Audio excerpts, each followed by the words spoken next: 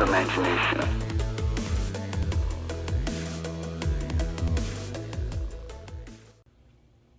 So I'm going to focus a little bit, I have some time, on the back of the cabinet.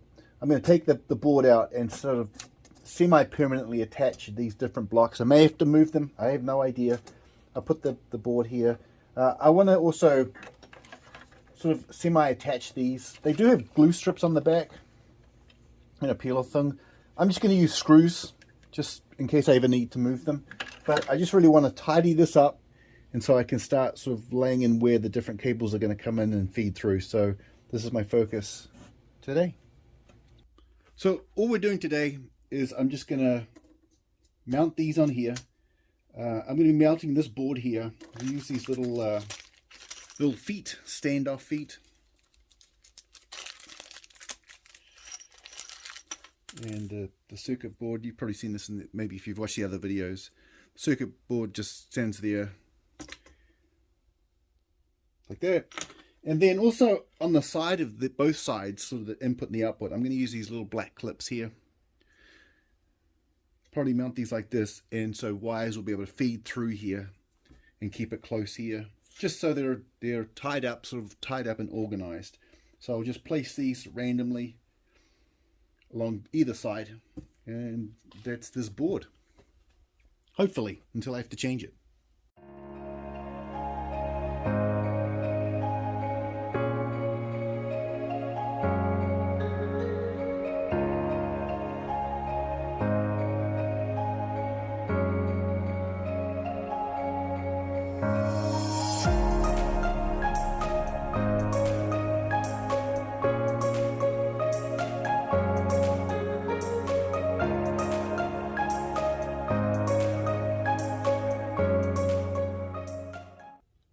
So these are all permanently mounted. I mounted this little, see I didn't change it, but I might.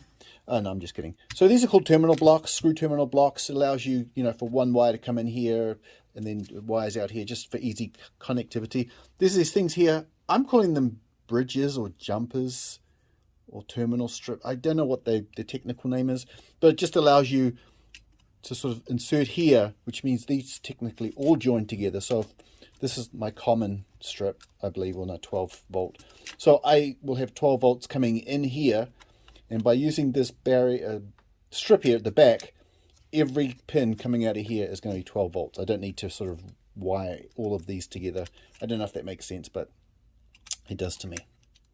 So I'm going to label these up, and then we'll drop it in the back.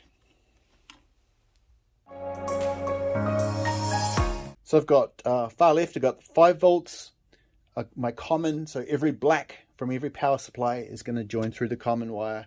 All blacks on all power supplies have to be zeroed out and connect to the same thing. Then I've got 12 volts there, 6.3 volts, which do the lamps of the buttons, and then my step down converter, which will take in 12 volts here, and out will come 6.3, so these will come here, and then these will go to the buttons.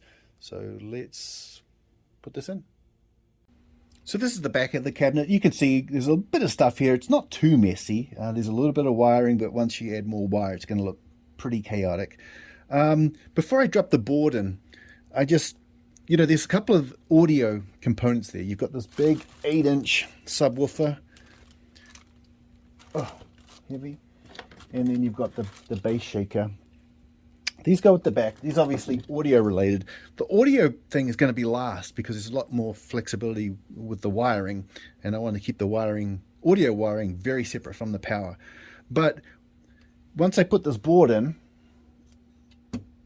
it's obviously going to limit a little bit of access to the the drilling of these speakers. So I might just drop the speakers in, screw them in, and then clean it all out, and then put this board in.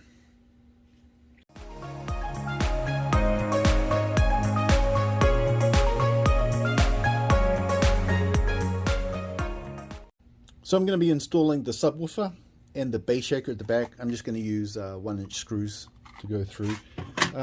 Curious thing is, and I should know this, but I don't know why, the subwoofer's got 4 terminals. I think because it's a dual, they're calling it a dual subwoofer, but that's a little bit foreign to me, seeing 2 2 sets of terminals on there, so I'll have to research that. So let's just drop that in, screw them in permanently, forever.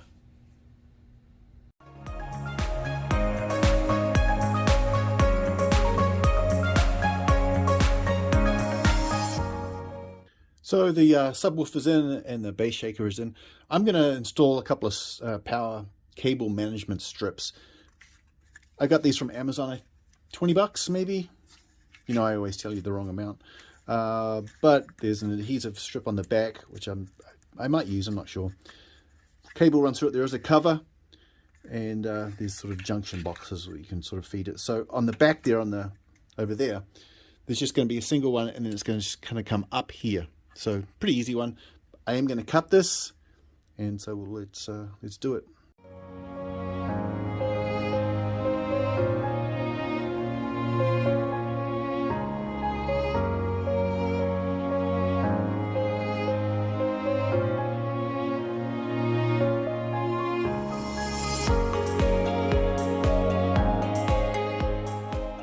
So I just want to touch on a couple of things, just a little couple of tips, just so you can see what I've done. I don't want to video the entire wiring process, but just break it down to bits and pieces. I've zoomed in a couple of things here. I'm labeling the cords, you know, as I put them in, so I know this is my 12-volt power supply, it's my 5-volt power supply. Also added a label down there because I couldn't actually read what the terminals were without actually taking the box out. So I had to take it out. So the one on the left is the 5-volt minus or common, and the other side is obviously the plus. So I'm going to run a wire, and I just wanted to go over real quick something that sort of I do. I don't know if it's best practice, but I'm using these terminal connectors. I'm sorry if it's going to zoom in on the wrong thing. 2 types, round type and then a spade, or whatever you call that one. I'm going to use this one attaching wire to the power supply because it's permanent. You know, I won't be taking this on and off. So I'll put the wire in there. This will attach to the actual power supply.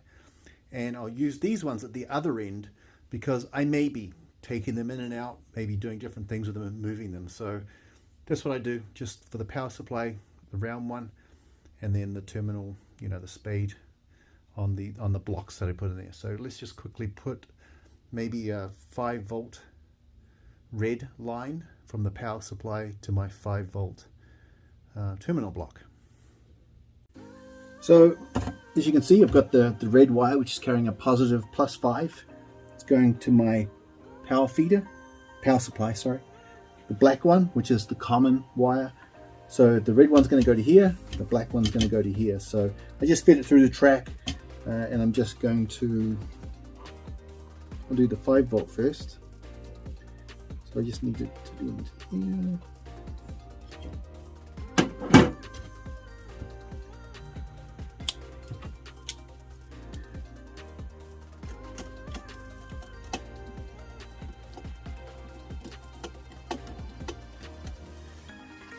And then the black one, or the common, you know what, I should have put it through that little thing, right? Once it's through that thing, then I've really got to screw this down. Damn it! I can't put it through. Oh yes. Whew.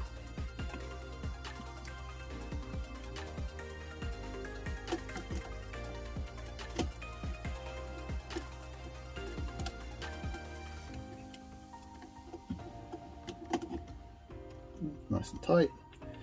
And the black one is going to go to my common. So it's going to go through these two to here. So I'll make that down.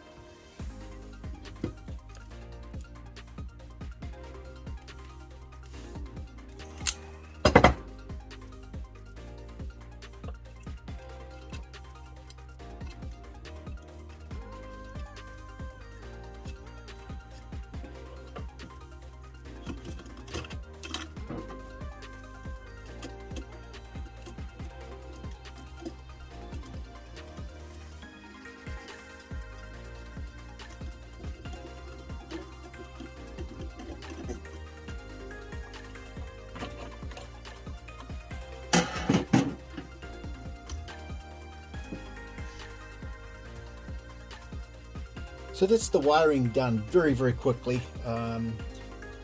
So what I have is 2 wires coming out of the 5-volt power supply. The 5-volt positive comes to this side.